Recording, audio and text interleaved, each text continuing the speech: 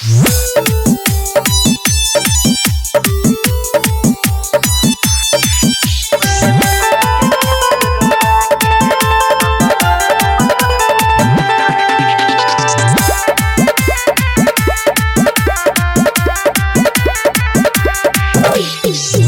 से छोरा भ गेलै अखर झूठो करे छे हमरा से प्यार।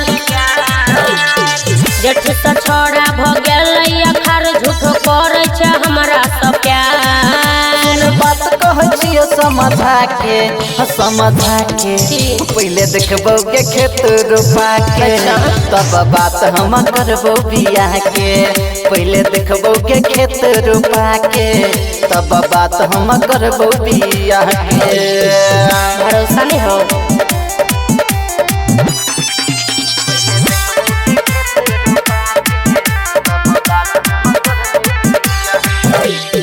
किसानी वाला तो हो चाहे माई के करने तब हलूर छै नहीं रोपाई के बुझली ना। किसानी वाला तो हो चाहे माई के करने तब हलूर छै नहीं रोपाई के। घूमै छै लटका के पहले देखबो के खेत रोपा के तब बात हम करबो बियाह के। पहले देखबो के खेत रोपा के तब बात हम करबो बियाह के। मिथिलांचल रिकॉर्डिंग स्टूडियो किसान।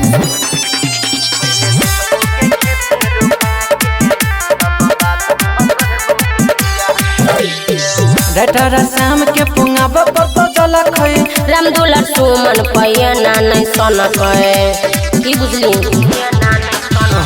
शत्रुधन के पुंगा बतो जलक सुदामा दिनेश ना नहीं सनक खाना उखड़ बिया के बिया के। पहले देखबो के खेत रोपा के तब बात हम करबो बिया के। पहले देखबो के खेत रोपा के तब बात हम करबो बिया के। बुझल तो जो नहीं कर हमरा नहीं चाहिए।